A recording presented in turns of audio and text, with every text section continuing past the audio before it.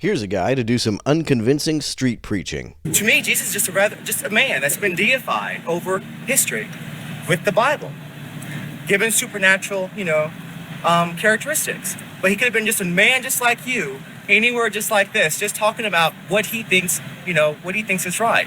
But what is right? There is some validity. You can't prove religion. It's all myth. It's myth. You can't prove religion. You can't prove it. Prove it to me that Jesus existed. Prove to me that these... Sure, no problem. I'll prove to you Jesus if you first of all prove to me Napoleon.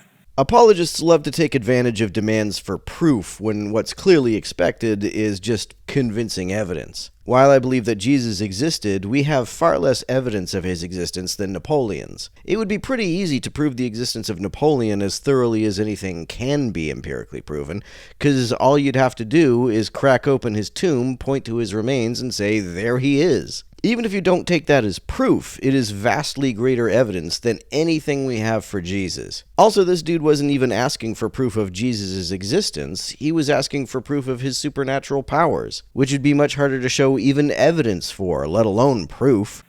I'll prove to you Jesus if you first prove to me George Washington. I'll prove to you Jesus if you first prove to me George Washington Carver. Don't prove the person's existence. I'm saying prove the ideas that the person talks about. Prove to me what there's a heaven that's up there. Prove to me that there's, that your God truly exists. Prove to me that these precepts of the Bible are truly what true revelation. Prove to me that these things are actually there.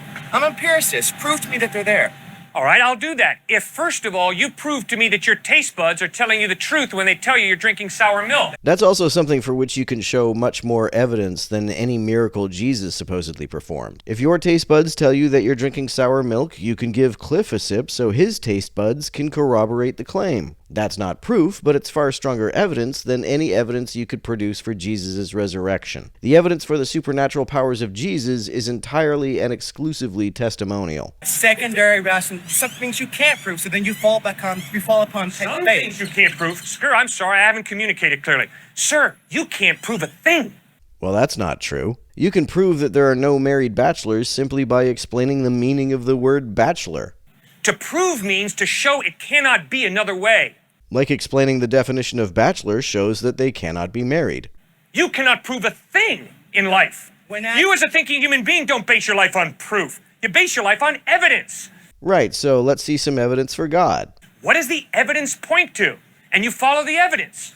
To prove means to show. It cannot be another way. What can you prove in life? Prove to me we're having this conversation right now. You can't prove it. We might be dreaming. Someone might have dropped some drugs in our tea. But the evidence is we're having this conversation. That's why I'm hanging in there with you. That's why you're hanging in there with me. Evidence. Okay, so the evidence is God exists. That's not very evident to me. The evidence is the order and the design of the cosmos point to an intelligent mind. To infer that order points to an intelligent mind relies on the assumption that the default state of reality is chaos, and that order can only be, or is at least most of the time, the product of a deliberate mind. This is a baseless assumption. There is no reason at all to assume this. Moral absolutes point to some moral giver, lawgiver. What moral absolutes? What evidence is there that moral absolutes exist? Even if there is a God who dictates morality, what makes such morality absolute? What objective, non-circular reason is there to follow the moral system that God dictates? Life comes from life? Never once have I ever seen life come from non-life. Never once have I seen life come from anything non-physical. Life is a chemical system, and I've never once seen a chemical system come from a non-chemical system. That makes the idea of life coming from a non-living chemical system far more plausible than life coming from a non-physical entity. How would a non-physical entity even be life? If you define God as a life form, that rather undermines the fine-tuning argument that says that the universe is finely tuned for the existence of life. Because if God is a life form, and he created the universe, then clearly life is not contingent upon the existence of any universe at all, let alone a finely tuned one. An atheist is someone who says, oh yeah, at some point, somewhere, at one time, in La La Land, life came from non-life. As far as I've seen, all life is made from chemicals, so the idea that living organisms made entirely of chemicals came from non-living chemical systems seems far more likely to me than the idea that life came from some woo-woo supernatural entity. And I'm saying, all of my experience shows me life comes from life. What do you even think life is? Never once have I seen life come from non-life. How many times have you seen life come from something that's not made of chemicals? Fourth piece of evidence, free will. If there is no God, you're just a hunk of biochemical reactions. That's all I am.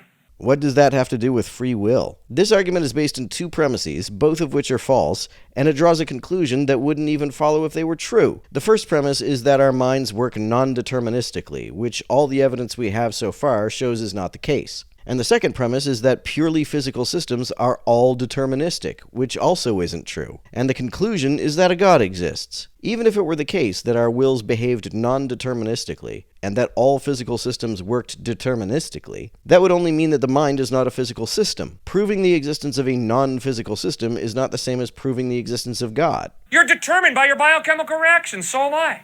The evidence that we have seems to show that we are determined by our biochemical reactions. But that's not because those reactions are physical. There are non-deterministic physical phenomena, and maybe someday we'll discover that they play a role in how the brain makes decisions. If that's discovered, it could prove free will without resorting to any supernatural explanation. I'm sorry, I judge myself at night. I say, you know, Cliff, when you spoke to that student, that was pretty rude. When you spoke to that student, boy, you displayed a lot of patience, man. Tomorrow do that again and don't do that. I judge myself, I critique myself. I'm free. That doesn't follow. Why would self-critique require free will? Why can't the process of reflecting upon your actions and judging them be entirely deterministic? I don't have to do what I do.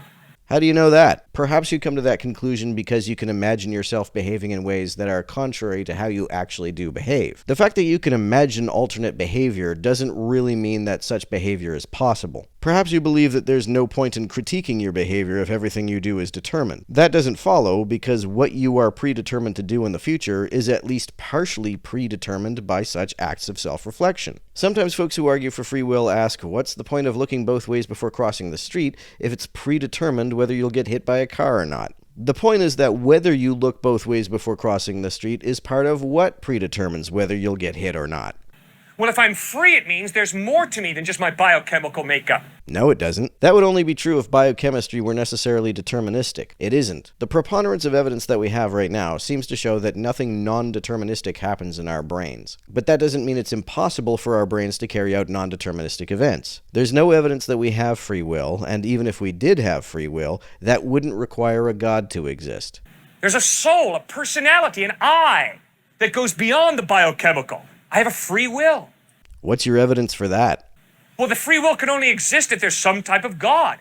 Not true. First of all, since physical events are not always deterministic, free will would not require anything non-physical. Secondly, even if they did require something non-physical, that would not mean that a God exists. Who creates me biochemically, but also gives me a will that's not totally dependent upon my biochemical reactions.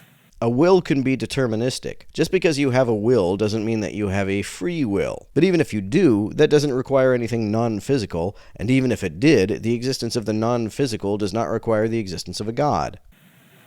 That's why I believe God exists. Now, why do I believe Jesus is reliable? Because the historical evidence of the way he lived, what he taught, how he died, how he rose from the dead, points to his credibility. The evidence of all of those things is entirely testimonial. If you want me to believe that someone rose from the dead, you're never going to convince me with mere testimony. I want Jesus to show me the evidence that he allegedly showed to Thomas, at the very least. I'm simply not capable of believing with any less evidence than that. If you live like Jesus lived, if you teach what he taught, if you died the way he died, loving and forgiving your enemies, and if 3 days later you rise from the dead, sir, I will listen very closely to everything you have to say. Because the evidence is you're trustworthy. Can you guess what clip I'm going to show next? I bet you can guess what clip I'm going to show next. I'll grant you that it would be possible to track the pregnancy of the woman Mary, who's mentioned about 3 times in the Bible, and to show that there was no male intervention in her life at all. But yet she delivered herself of a healthy baby boy. I can say, I don't say that's impossible.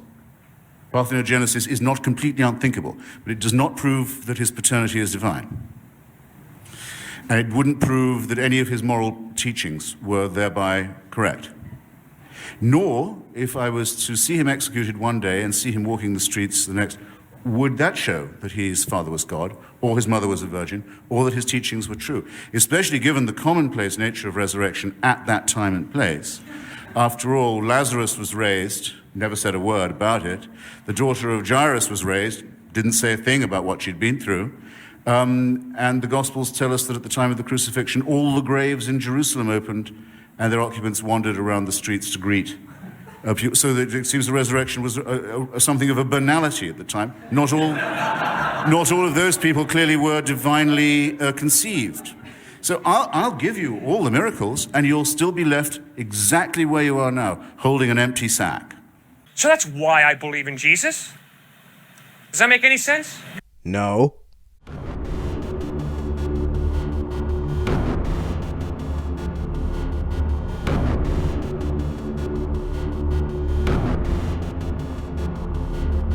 To everyone who helps me out on Patreon, you're a big help. Thanks so much.